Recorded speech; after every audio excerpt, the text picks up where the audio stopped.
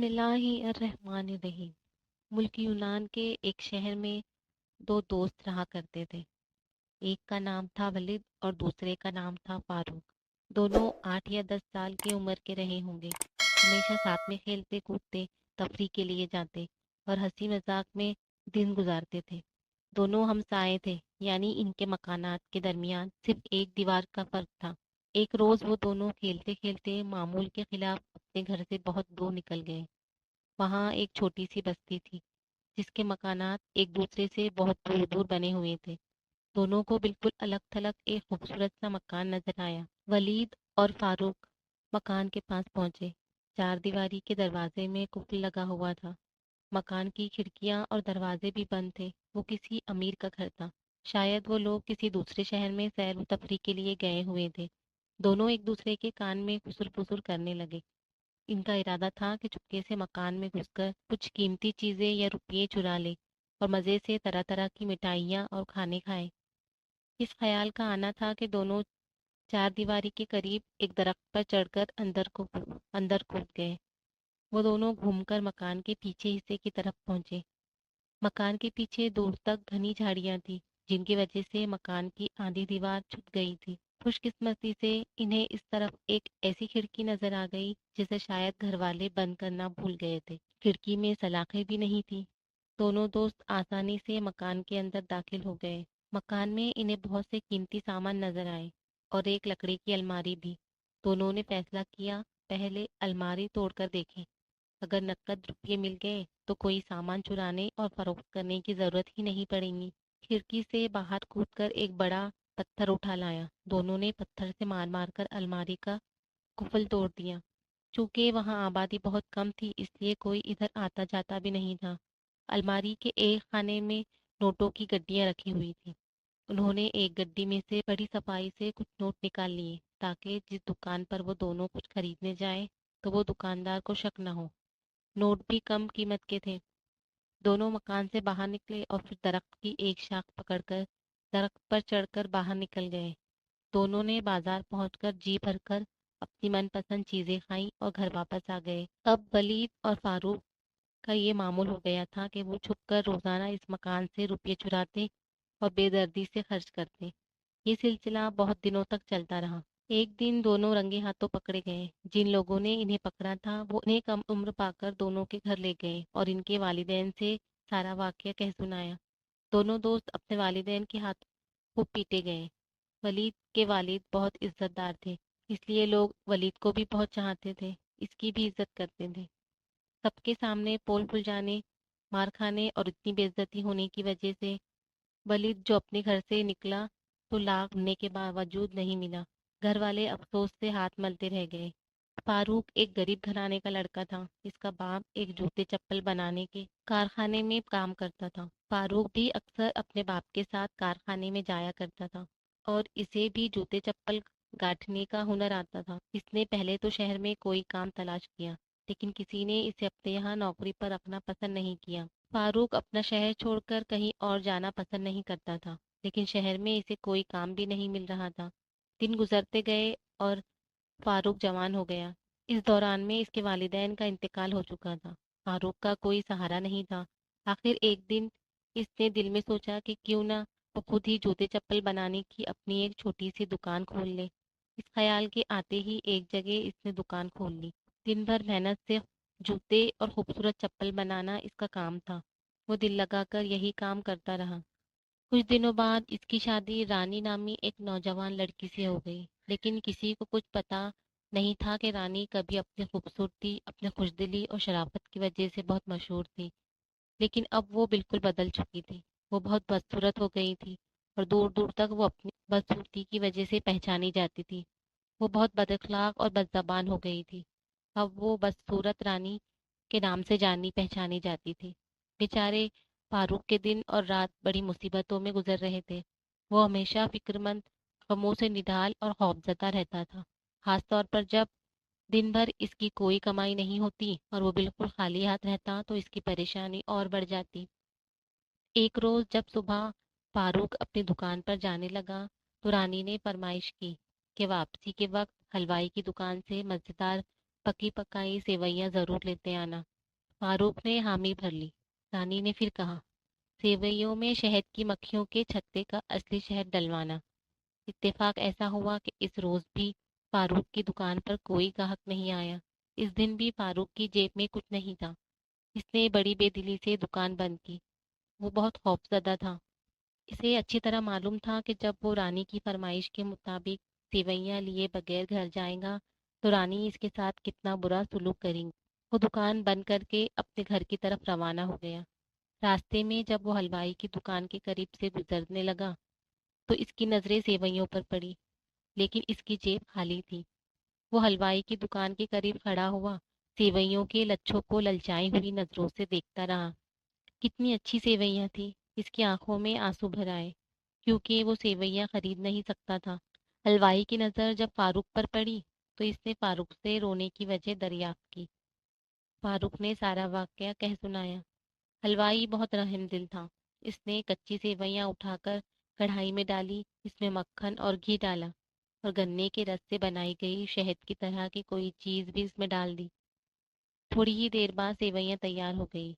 इतनी उम्दा सेवइयां, सौंधी सौंधी खुशबू, ये तो किसी बादशाह के सामने पेश करने के लायक थी। फारूक बहुत खुश हुआ। हलवाई ने कहा, तुमने मुझसे शहद की मक्खियों के छत्ते से हासिल किया गया शहद इस्तेमाल करने के लिए कहा था, लेकिन लेकिन इत्तेफाक से वो शहद अभी मेरे पास मौजूद नहीं है। इसलिए मैंने गन्ने के रस का बनाया हुआ मुतबादिल शहद इस्तेमाल किया है, जो बहुत मज़ेदार होता है। खुश्क मेवे बारीक कतर कर डाले और खूबसूरत से बॉक्स में रख फारूक के हवाले किया। फारूक ने हलवाई का शुक्रिया अदा किया। हलवाई ने कहा, जाओ अब रोना धोना बंद करो। जब भी तुम्हारे पास रकम जमा होगी तुम सेवइयों की कीमत अदा कर देना। किसी तरह की फिक्र मत करना, मैं कभी तुमसे तकाजा नहीं करूंगा। फारूक ने दोबारा हलवाई का शुक्रिया अदा किया और खुशी खुशी घर की तरफ चल पड़ा। वो दिल में सोच रहा था कि इतनी उम्दा सेवइयां देखकर रानी बहुत खुश होंगी।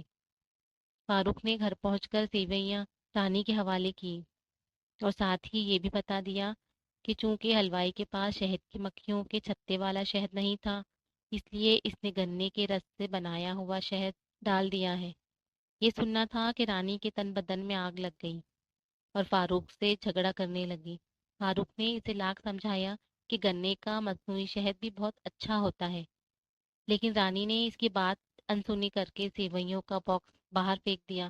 साथ ही इसने फारूक के मुंह पर एक ऐसा जबरदस्त घूंसा मारा कि इसका एक दांत टूट गया।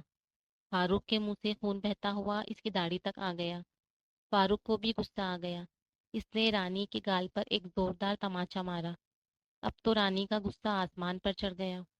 इसने लपक कर फारूक की दाढ़ी पकड़ ली और इसे जोर जोर से झटका देने लगी। साथ ही साथ वो बुरी तरह चिल्ला भी रही थी। रानी की चीख पुकार सुनकर पड़ोसी इसके घर इकट्ठा हो गए और सारे हालात दोनों से मालूम किए। दोनों ने अपनी अपनी बातें पड़ोसियों को बताई। दोनों की बातें सुनने के बाद सारे पड़ोसी इसी बात पर मुत्तफक हुए कि सारी गलती रानी की है। उन्होंने रानी को न सिर्फ डांटा फटकारा बल्कि इसे समझा बुझाकर इसका गुस्सा भी ठंडा किया।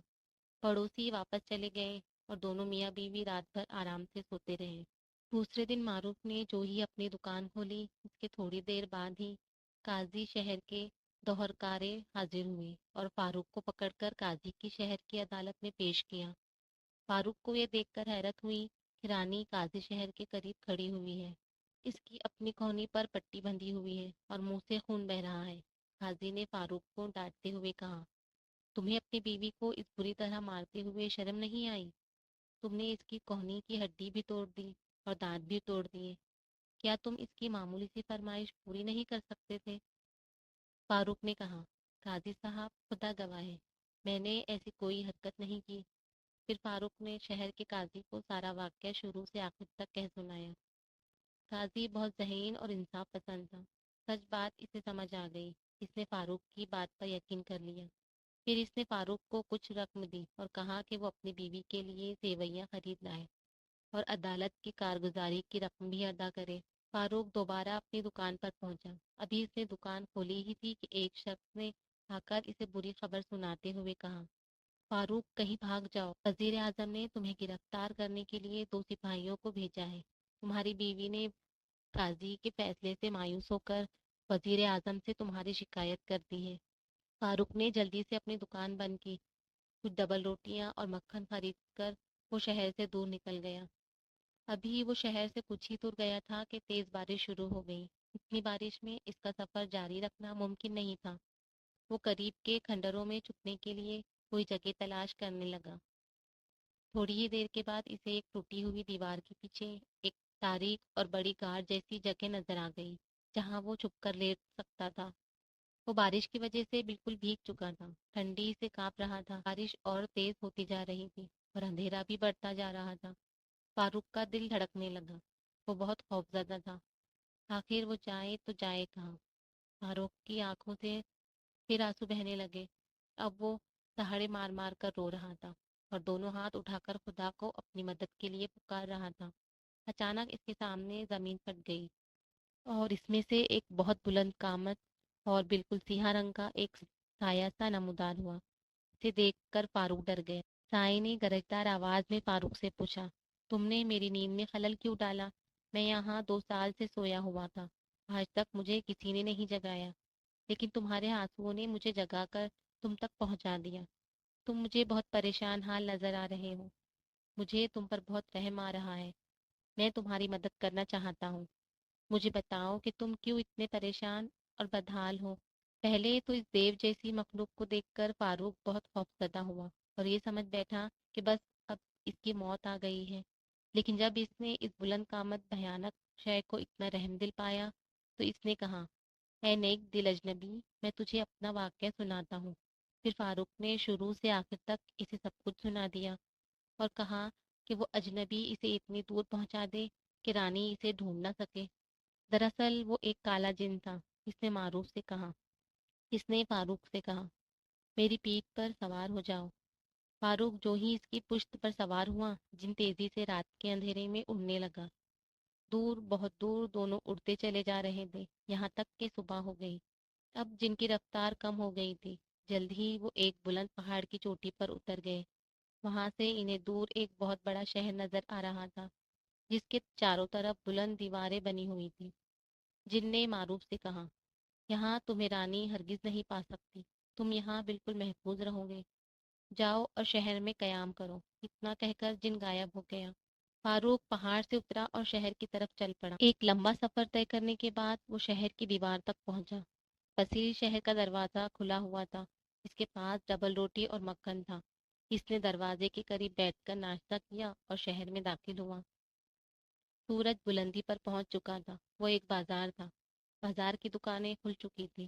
فاروق بازار کے نئے نئے مناظر دیکھتا ہوا آگے بڑھا جا رہا تھا۔ وہاں کے لوگ الگ ڈھنگ کے کپڑے پہنے ہوئے تھے۔ فاروق اپنے لباس کی وجہ سے سب سے جدا نظر آ رہا تھا۔ لوگ اس کی طرف متوجہ ہو گئے۔ آخر ایک شخص نے اسے روک کر کہا، مجھے تو تم اس شہر میں اجنبی نظر آ رہے ہو، کس شہر سے آئے ہو، کس ملک کے رہنے والے ہو؟ فاروق نے کہا، میں ملک یونان کے ایک شہر کا رہنے والا ہوں۔ اس شخص نے پوچھا، کتنا لمبا سفر طے کر کے یہاں تک پہنچے ہو؟ فاروق نے جواب دیا، کل رات سے سفر شروع کیا ہے اور آج صبح سویرے یہاں پہنچ گیا۔ یہ سن کر وہ شخص ہنسنے لگا۔ اس نے بازار کے لوگوں کو آواز دے کر اپنے پاس بلایا اور کہنے لگا، ذرا سنو تو اس لڑکے کی احمقانہ بات۔ اس کا کہنا ہے کہ یہ کل رات یونان سے روانہ ہوا اور آج صبح یہاں پہنچ گیا، جبکہ ہم سب جانتے ہیں کہ اگر ہم آج سفر شروع کریں تو 1 سال کے بعد یہاں پہنچیں گے۔ وہاں جتنے لوگ جمع تھے سب نے ہی کہا کہ یہ لڑکا تو پاگل معلوم ہوتا ہے۔ فاروق کے پاس ایک ڈبل روٹی بچی تھی۔ اس نے ڈبل روٹی لوگوں کو دکھاتے ہوئے کہا، دیکھو یہ ڈبل روٹی میں نے کل رات ہی خریدی تھی، دیکھو یہ ابھی بھی نرم ہے۔ اگر یہاں میں 1 سال کے سفر کے بعد پہنچتا تو یہ ڈبل روٹی تو خراب ہو گئی ہوتی۔ یہ سن کر تمام لوگوں نے اپنی اپنی راہ لی۔ کسی کو اتنی فرصت نہیں تھی کہ وہ سچ اور جھوٹ معلوم کرنے کے لیے وہاں ٹھہرتا، لیکن 2 آدمی وہیں کھڑے رہے۔ ان میں سے ایک نے دوسرے سے کہا، چلو ہم اس لڑکے کو لے کر علی تاجر کے پاس چلتے ہیں، وہ یونان کا رہنے والا ہے۔ اور پھر وہ دونوں فاروق کو ساتھ لے کر علی تاجر کے گھر پہنچے۔ علی تاجر کا گھر قریب ہی تھا۔ انہوں نے علی تاجر سے سارا واقعہ کہہ سنایا۔ علی تاجر نے فاروق کے ہاتھ سے ڈبل روٹی کو لے کر دیکھا اور کہا، کہ یہ واقعی یونان کے کسی شہر کی ڈبل روٹی ہے، اور لڑکا بھی مجھے یہ واقعی ماتونیا کی ڈبل روٹی ہے، اور یہ لڑکا بھی مجھے ماتونیا کا رہنے والا ہی معلوم ہوتا ہے۔ یہ سن کر وہ دونوں آدمی فاروق کو وہیں چھوڑ کر واپس چلے گئے۔ جب وہ دونوں چلے گئے تو علی تاجر ماں فاروق کو اپنے گھر میں لے گیا۔ اس نے فاروق کو بہت خوبصورت اور قیمتی کپڑے پہنائے اور طرح طرح کے لذیذ کھانے کھلائے۔ پھر اس نے فاروق سے ماتونیا کے متعلق پوچھا۔ باتوں ہی باتوں میں اس نے فاروق سے پوچھا کہ کیا اس نے کبھی شیخ احمد کا نام سنا ہے؟ فاروق نے کہا، کیوں نہیں، وہ تو ماتونیا میں میرے پڑوسی ہیں اور ان کا بیٹا میرا بہت اچھا دوست تھا۔ علی تاجر خوشی سے اچھل پڑا۔ اس نے کہا، وہ تو میرے والد ہے۔ اور پھر فاروق سمجھ گیا کہ علی تاجر کوئی اور نہیں، اس کے بچپن کا دوست ولید ہی ہے، جو اس شہر میں علی تاجر کے نام سے مشہور ہے اور جو اپنے والد سے مار کھانے کے بعد کہیں دور بھاگ گیا تھا۔ دونوں دوستوں نے ایک دوسرے کو پہچان لیا اور دیر تک ایک دوسرے سے گلے ملے رہے۔ علی تاجر نے اسے اپنے گھر پر ہی رکھ لیا اور اس کی مدد کرنے کا بھی وعدہ کیا۔ پھر اس نے فاروق کو بتایا کہ وہ اب جس شہر میں ہے، اس شہر کا نام فرسان ہے۔ یہ شہر ماتونیا سے بہت دور ہے اور یہاں کوئی نہیں جان سکے گا کہ تم کون ہو، امیر ہو یا غریب ہو، کیا کام کرتے ہو اور پہلے کیا تھے۔ دنیا میں لوگ صرف امیروں اور رئیسوں کی ہی عزت کرتے ہیں، اور جھوٹ بولنا تو ایک فن سمجھا جاتا ہے۔ میں نے اسی لیے تمہیں امیروں کا لباس پہنا دیا ہے۔ اب میں تمہیں 1,000 دینار دوں گا اور ہم دونوں بازار میں جائیں گے، اور بازار میں اس بات کا تمام لوگوں اور تاجروں سے اظہار کروں گا کہ تم دنیا کے امیر ترین تاجر ہو۔ جب میں تم سے پوچھوں گا کہ تمہارا تجارت کا سامان کہاں ہے، تو تم جواب دینا، تمہارے ساتھی تمہارا سامان کچروں پر ڈال کر جا رہے ہیں۔ وہ لوگ ایک قافلے کے ساتھ ہیں اور قافلہ کچھ تاخیر سے یہاں پہنچے گا۔ ایک بات اور یاد رکھنا، جب کوئی فقیر تمہارے پاس آئے گا اور سوال کرے گا تو تم اس کی مٹھی دیناروں سے بھر دینا۔ اس طرح یہاں کے تاجر تم پر بھروسہ کرنے لگیں گے اور تمہیں پسند بھی کرنے لگیں گے۔ انہیں اس بات کا بھی یقین ہو جائے گا کہ تم بہت سخی ہو۔ اس طرح تمہیں ان کے ساتھ تجارت کرنے میں آسانی ہو جائے گی اور تم بہت جلد امیر بن جاؤ گے۔ ہر کام بالکل اسی طرح ہوا جیسے علی چاہتا تھا۔ فاروق نے ایک خچر پر طرح طرح کے قیمتی سامان لاد لیے۔ اس کے ساتھ ایک غلام بھی تھا جو اس کے آگے آگے خچر کی لگام تھامے چل رہا تھا۔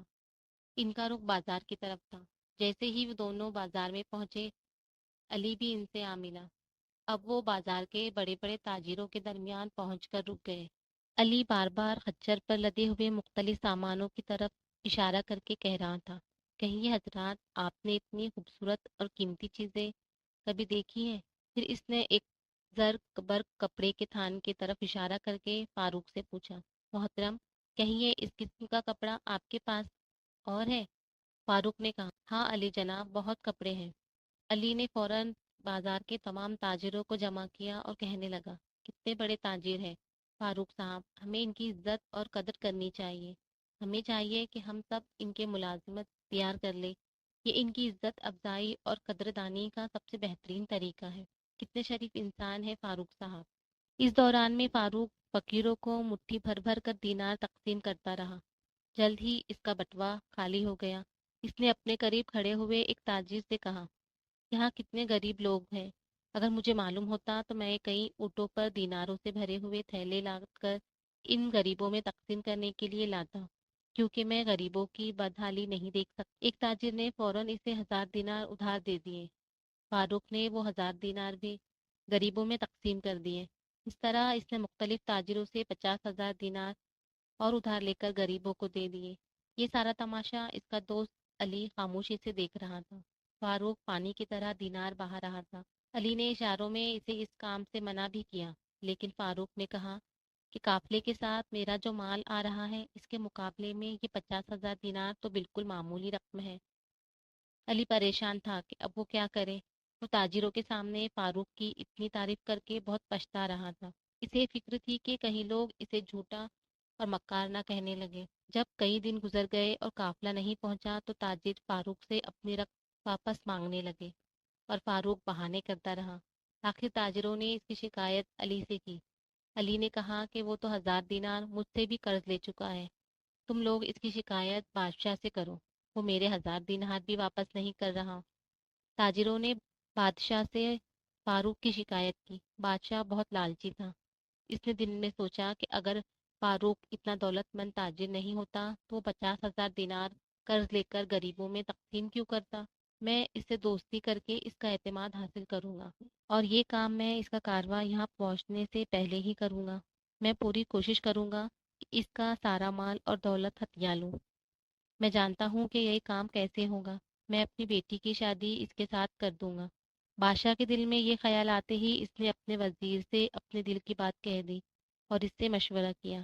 لیکن وزیر کے دل میں تو کچھ اور ہی بات تھی۔ وہ خود شہزادی سے شادی کرنا چاہتا تھا۔ اس نے بادشاہ سے کہا، یہ شخص تو مجھے جھوٹا اور بہت مکار معلوم ہوتا ہے۔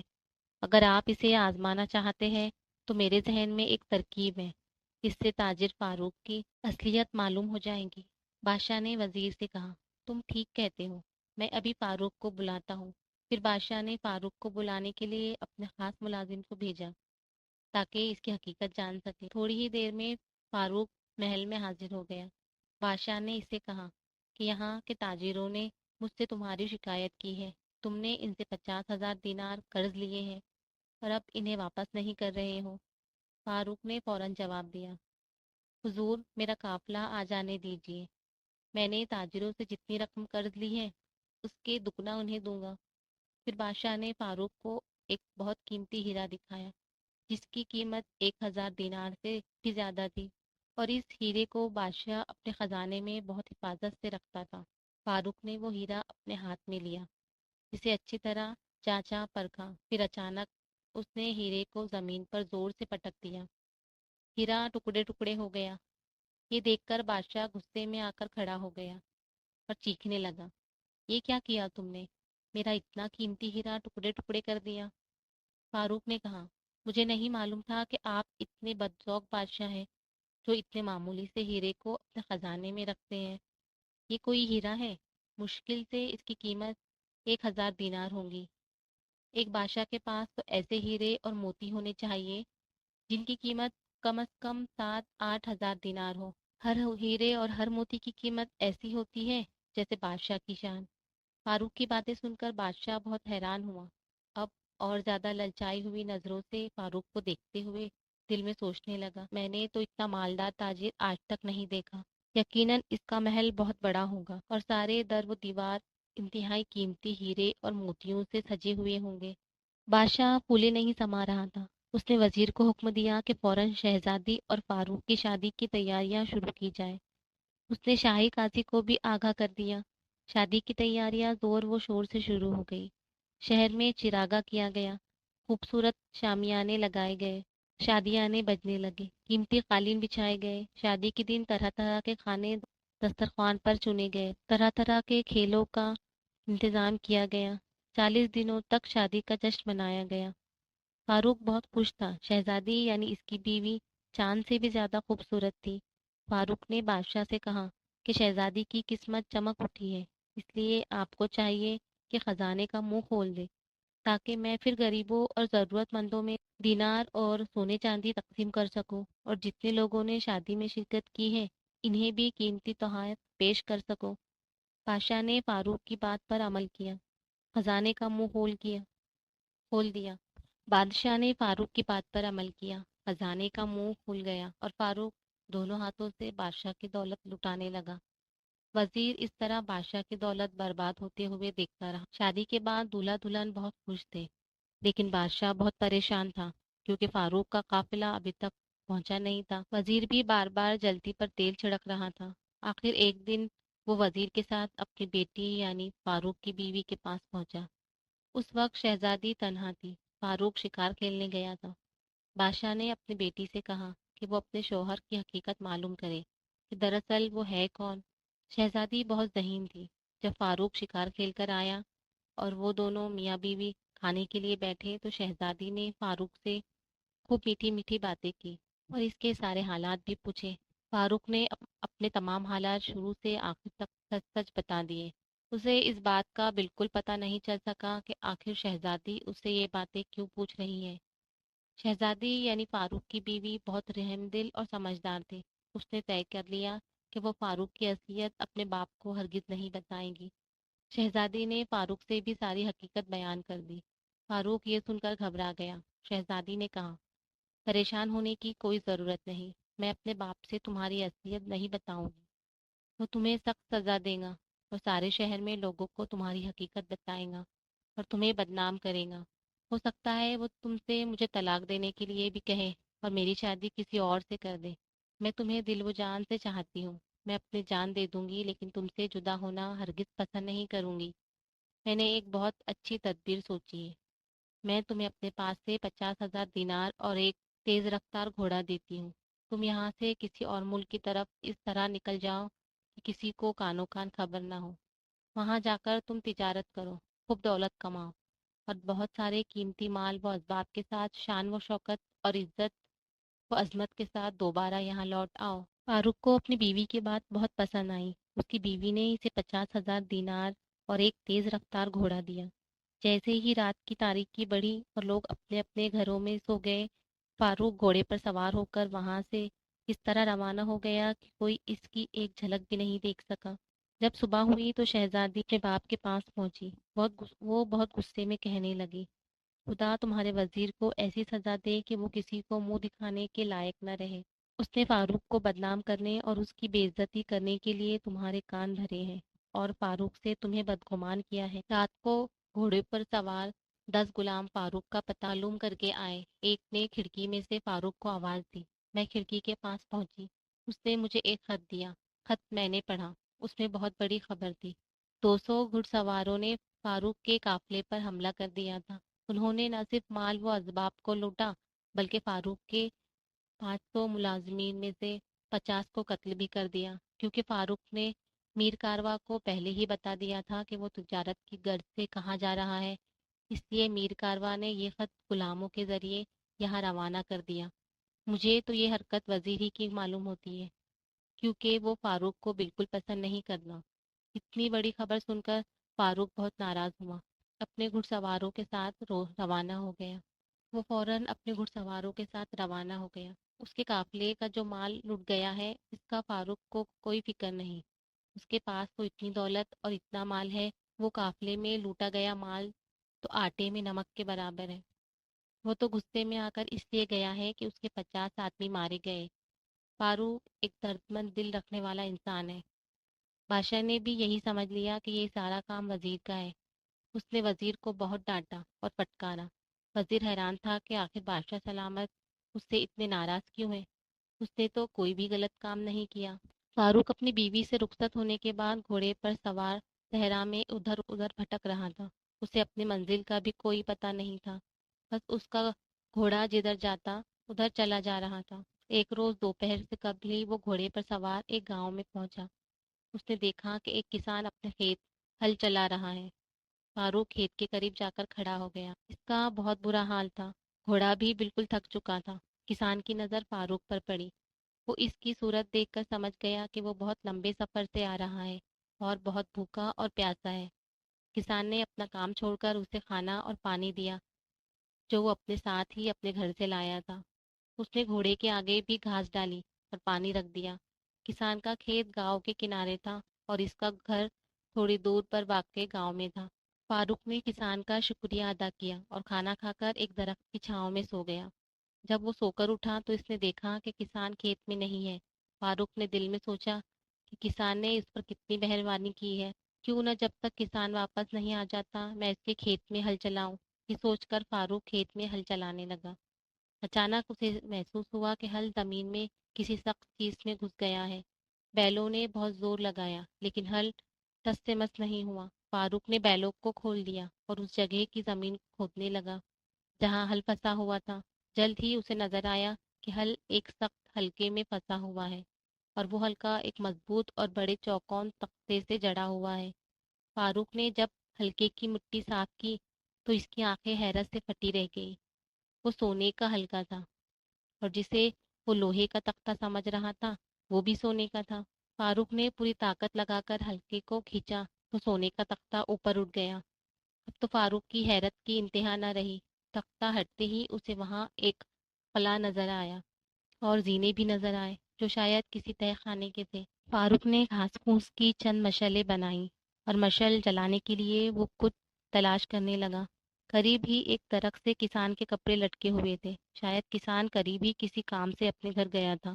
फारूक ने उसके कुर्ते की जेब में हाथ डाला तो इसके हाथ में दो पत्थर के टुकड़े आ गए। इन पत्थरों को इसने बाहर निकाल कर देखा तो वो चकमाक पत्थर थे। फारूक ने एक भी घास फूस की मशाल के करीब ले जाकर पत्थरों को रगड़ा तो चिंगारियां निकलने लगी। जल्द ही एक मशाल जलने लगी। फारूक ने दूसरी मशालों को उठाया और एक जलती हुई मशाल लेकर तहखाने में उतर पड़ा। फारूक जब तहखाने में पहुंचा तो उसकी हैरत की इंतहा न रही। तहखाना जमीन से लेकर छत तक खजाने से भरा हुआ था।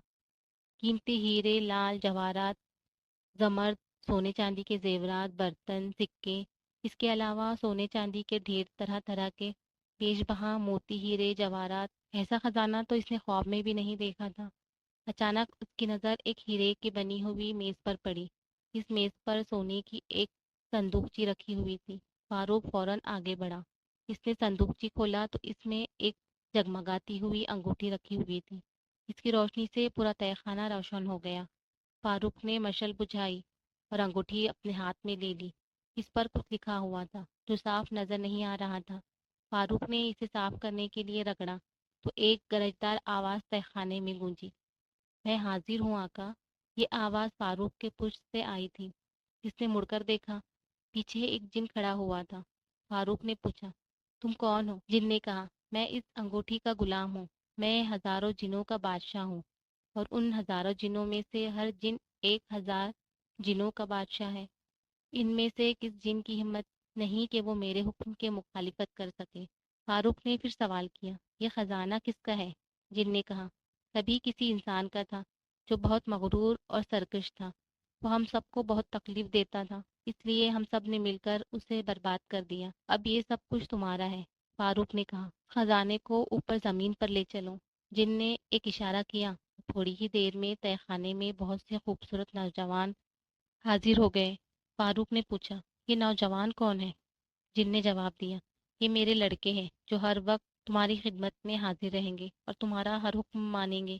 जब कोई काम उनसे नहीं होगा तो फिर मैं आपकी खिदमत में हाजिर हो जाऊंगा। नौजवान लड़के थोड़ी ही देर में सारा खजाना थैलियों में भरकर ऊपर ले आए। जिन ने कहा, अब क्या हुक्म है आका? फारूक ने कहा, अब मुझे खच्चरों और ऊँटों की ज़रूरत है जो इस खजाने को शहर खरसान पर पहुंचा दे। जिन ने फौरन अपने बेटों पर हाथ फेरा और वो सब फौरन खच्चर और ऊँट बन गए। कुछ मजदूर और गुलाम बन गए। फिर जिनने जादू से बहुत से सजे सजाए घोड़े और बिल्कुल शाहाना किस्म के बहुत से शामियाने और खीमे भी हाजिर कर दिए। काफिला शहर खरसान जाने के लिए बिल्कुल तैयार था। इतने में किसान अपने घर से फारूक के लिए कुछ और खाना ले आया। लेकिन जब उसने ऐसा हैरत अंगेज मंजर देखा तो वो थर थर कांपने लगा। वो समझा कि शायद फारूक इनका खलीफा ही है और भेस बदल कर रियाया का हाल मालूम करने आया निकल पड़ा है। इसकी जबान बिल्कुल बंद हो गई थी। फारूक की नज़र किसान पर पड़ी। फारूक शाहाना लिबास पहने हुए था। वो फौरन मुस्कुराता हुआ किसान के पास पहुंचा और किसान ने जो कुछ प्याले में लाया था उसे खा लिया। फिर उसने अपने एक मुलाजिम को हुक्म दिया कि इसके प्याले को सोने के सिक्कों से भरकर किसान को दे दे और उम्दा और लजीज खाने इसके घर पहुंचा दो। गुलामों और मुलाजिमों ने फौरन इसके हुक्म की तामील की। इसके बाद फारूक ने बादशाह को खत लिखना शुरू किया। बादशाह का नाम सालिम था और वो मुल्क ओमान का बादशाह था और उसी की बेटी जिसका नाम रोशन जहाँ था उसकी बीवी थी। फारूक ने लिखा, मोहतरम बादशाह सलामत, आपकी खिदमत में आदाब अर्ज करता हूँ। मैं अपने काफले और तमाम साजो सामान के साथ खरसान आ रहा हूँ। आप खरसान की सरहद पर बजात खुद मेरे इस्तकबाल के लिए तशरीफ़ लाइए। खरसान से रवाना होने के बाद चूंकि फारूक रास्ता मालूम न होने की वजह से सिर्फ इधर उधर भटक रहा था, इसीलिए पहले तो वो समझा कि वो खरसान से बहुत दूर निकल आया है। लेकिन किसान ने इसे बताया था कि खरसान यहाँ से ज़्यादा दूर नहीं है। काफिला आन बान के साथ रवाना हुआ। उसका सामान 700 खच्चरों और ऊँटों पर लदा हुआ था। काफिले में सबसे आगे घोड़े और ऊँट थे और सैकड़ों गुलाम साथ साथ चल रहे थे। दीगर मुलाजमीन खच्चरों पर रखे गए कीमती हीरे जवाहरात और सामान की निगरानी कर रहे थे। काफिला शहर खरसान की सरहद पहुंचा तो वहां बादशाह सालिम अपने तमाम दरबारियों और शहर के अवाम اور معززین کے ہمراہ اپنے داماد فاروق کے استقبال کرنے کے لیے موجود تھا۔ وہ فاروق کا اتنا بڑا اور عالیشان قافلہ دیکھ کر حیران رہ گیا۔ اس کے گمان میں بھی نہیں تھا کہ فاروق کے پاس اتنی دولت ہوں گی۔ اس نے فوراً اپنا گھوڑا دوڑایا اور فاروق کے پاس جا پہنچا۔ اب وہ فاروق کے ساتھ ساتھ اپنے تمام درباریوں اور وزیروں کے ساتھ شہر میں داخل ہو رہا تھا۔ وہ فخر سے سینہ تانے ہوئے گھوڑے پر سوار تھا۔ وہ سوچ رہا تھا کہ جتنی دولت فاروق کے پاس ہے اتنی تو کسی خلیفہ یا بادشاہ کے پاس بھی نہیں ہوگی۔ شہر میں پہنچ کر فاروق نے جن تاجروں سے قرض لیا تھا انہیں وعدے کے مطابق دگنا قرض ادا کیا۔ اس نے اپنی پیاری بیوی کے لیے ہیرے جواہرات جڑی ہوئی چھوٹی چھوٹی صندوقچیوں میں نہایت قیمتی اور خوبصورت زیورات اور بہت سے صندوقوں میں شاندار لباس پیش کیے۔ تمام لوگ بے حد خوش تھے سوائے وزیر اعظم کے، جس کا نام جعفر تھا۔ ایک دن بادشاہ کو تنہا دیکھ کر وزیر اس سے کہنے لگا، بادشاہ سلامت، میں نے تو آج تک ایسا کوئی بڑے سے بڑا تاجر نہیں دیکھا جس کے پاس اتنی مال و دولت ہو جتنا کسی بادشاہ کے پاس ہوتا ہے، اور میں نے تو یہ بھی نہیں سنا کہ کوئی حقیقی تاجر غریبوں اور ضرورت مندوں میں اس طرح اپنی دولت تقسیم کرتا ہے۔ ایک اچھا اور ہوشیار تاجر کبھی اس طرح اپنی دولت نہیں لٹاتا۔ وہ تو ہمیشہ موقع کا فائدہ اٹھا کر زیادہ سے زیادہ منافع حاصل کرنا چاہتا ہے، اسے کبھی کسی سے ہمدردی نہیں ہوتی۔ بادشاہ نے وزیر سے پوچھا، تو پھر حقیقت کیسے معلوم کی جائے کہ فاروق کون ہے؟ وزیر نے کہا، کوئی مشکل بات نہیں ہے، ہم فاروق کو اپنے خوبصورت باغ میں کھانے کے لیے بلائیں گے۔ وہاں صرف ہم تینوں ہوں گے۔ جب وہ دعوت میں شریک ہوگا تو کھانے کے بعد ہم اسے خوب شراب پلائیں گے، اور جب اس پر نشہ چھا جائے گا تو ہم اس سے ساری حقیقت معلوم کر لیں گے۔ منصوبے کے مطابق فاروق کو دعوت دی گئی۔ اسے اصل بات کا علم نہیں تھا۔ اس نے خوشی سے دعوت قبول کر لی۔ وہ باغ میں پہنچا۔ وہاں بادشاہ اور وزیر دونوں موجود تھے۔ عمدہ کھانے دسترخوان پر سجائے گئے تھے۔ تینوں نے کھانا کھایا اور پھر اس کے بعد شراب کا دور شروع ہوا۔ فاروق پر نشہ چھانے لگا۔ جلد ہی وہ نشے میں مست ہو گیا۔ وزیر اور بادشاہ صرف ہلکی ہلکی چسکیاں لیتے رہے، اس لیے دونوں کے ہوش و حواس برقرار تھے، لیکن انہوں نے فاروق کو خوب شراب پلا دی۔ اب وزیر کو موقع مل گیا۔ اس نے فاروق سے تمام باتیں معلوم کر لی۔ فاروق نہ صرف یہ کہ ساری باتیں سچ بتا دے، بلکہ وہ جادوئی انگوٹھی بھی وزیر کے حوالے کر دی۔ وزیر نے وقت برباد کیے بغیر انگوٹھی کو رگڑا اور انگوٹھی کا جن فوراً حاضر ہو گیا۔ جن نے وزیر سے پوچھا، کیا حکم ہے میرے آقا؟ وزیر نے فاروق کی طرف اشارہ کرتے ہوئے کہا، لے جاؤ اس دھوکے باز کو اور اسے ایسے ویرانے میں چھوڑ دو جہاں نہ اسے کھانے کو کچھ ملے اور نہ ہی پینے کو۔ جن نے فوراً وزیر کے کہنے پر عمل کیا اور فاروق کو اٹھا کر اڑا اور پل بھر میں نظروں سے غائب ہو گیا۔ وزیر نے خوش ہو کر بات، دیکھیے میں پہلے ہی کہہ چکا تھا کہ یہ کوئی بدماش دھوکے باز اور مکار شخص ہے۔ بادشاہ نے کہا، تم بالکل سچ کہتے تھے، لیکن میری تو عقل پر پتھر پڑ گئے تھے۔ چلو اب سب کچھ ٹھیک ہو گیا۔ اچھا ہاں، ذرا مجھے وہ جادوئی انگوٹھی تو دکھاؤ، میں اسے قریب سے دیکھنا چاہتا ہوں۔ لیکن انگوٹھی دینے کی بجائے وزیر نے بادشاہ کو گھور کر دیکھا اور کہا، اب میں تمہارا غلام نہیں رہا، اب میں تمہارا مالک ہوں۔ اتنا کہہ کر اس نے پھر انگوٹھی کو رگڑا اور جن حاضر ہو گیا۔ کیا حکم ہے میرے آقا؟ لے جاؤ اس بادشاہ کو بھی اور اسے بھی وہیں چھوڑاؤ جہاں تم نے فاروق کو چھوڑا ہے۔ جن نے بادشاہ کو بھی وہیں لے جا کر چھوڑ دیا جہاں اس نے فاروق کو چھوڑا تھا۔ اس طرح فاروق اور بادشاہ پھر ایک دوسرے سے مل گئے، لیکن دونوں ایسی جگہ ملے تھے کہ وہاں سے زندہ بچ نکلنے کا کوئی راستہ نہیں تھا۔ وزیر نے اعلان کروا دیا کہ وہ اب جادوئی انگوٹھی کا مالک ہے اور ملک کا بادشاہ۔ اگر کسی نے اسے بادشاہ تسلیم کرنے سے انکار کیا تو اسے بھی دور کسی ویرانے میں بھیج دیا جائے گا جہاں وہ بھوکا اور پیاسا مر جائے گا۔ تخت و تاج پر قبضہ کر لینے کے بعد وزیر نے فاروق کی بیوی شہزادی روشن جہاں سے شادی کرنے کا ارادہ کیا۔ یہ ہمیشہ سے اس کی دلی خواہش تھی۔ شہزادی کو تمام حالات معلوم ہو چکے تھے اور اسے جادوئی انگوٹھی کے بارے میں بھی سب کچھ معلوم تھا۔ وہ جانتی تھی کہ رات کے وقت وزیر اس سے شادی کی خوشخبری سنانے کے لیے اس کے محل میں آنے والا ہے۔ شہزادی نے وزیر کا منصوبہ ناکام بنانے کے لیے ایک ترکیب سوچی۔ رات ہو گئی اور وزیر تنہا شہزادی کے کمرے میں پہنچا۔ شہزادی ایک خوبصورت مسہری پر بیٹھی ہوئی تھی۔ وزیر بھی اس کے قریب بیٹھنے لگا تو شہزادی اس سے دور ہٹ گئی۔ وزیر نے کہا، ارے اس کمرے میں تو سوائے ہم دونوں کے اور کوئی نہیں ہے، پھر تم اتنا گھبرا کیوں رہی ہو؟ شہزادی نے کہا۔ تمہاری جادوئی انگوٹھی میں سے کوئی مجھے گھور رہا ہے، وزیر نے کہا۔ ارے وہ تو میرا غلام ہے، اسی انگوٹھی کا جن ہے۔ پھر شہزادی کہنے لگی، تمہیں غیرت نہیں آتی کہ تم اپنی ہونے والی بیوی کے کمرے میں ایک غلام کو ساتھ لے آئے؟ وہ غلام مجھے گھور رہا ہے، فوراً اپنی انگوٹھی پھینک دو۔ وزیر نے جادوئی انگوٹھی ایک میز پر رکھ دی اور جیسے ہی دوبارہ شہزادی کی طرف بڑھا، شہزادی نے ایک بھرپور لات اس کے پیٹ پر ماری۔ وزیر اس اچانک حملے کی تاب نہیں لا سکا اور فرش پر گر کر بے ہوش ہو گیا۔ شہزادی نے جھپٹ کر انگوٹھی اٹھا لی، اسے رگڑا، انگوٹھی کا جن فوراً حاضر ہو گیا۔ شہزادی نے کہا، وزیر کو تاریک قید خانے میں ڈال کر قفل لگا دو اور میرے شوہر فاروق اور بادشاہ سلامت کو واپس محل لے آؤ۔ جن نے شہزادی کے کہنے پر عمل کیا۔ ایک بار پھر محل میں جشن منایا گیا اور شہر میں اور سارے ملک میں اعلان کروا دیا گیا کہ حاسد وزیر کو ہمیشہ کے لیے قید میں ڈال دیا گیا ہے، اور بادشاہ سالم دوبارہ اپنے تخت پر جلوہ افروز ہو گئے۔ بادشاہ نے حاسد وزیر کی جگہ فاروق کو وزیر اعظم مقرر کیا۔ بعد میں بادشاہ نے اپنے درباریوں اور مشیروں کے مشورے سے وزیر کو پھانسی دے دی۔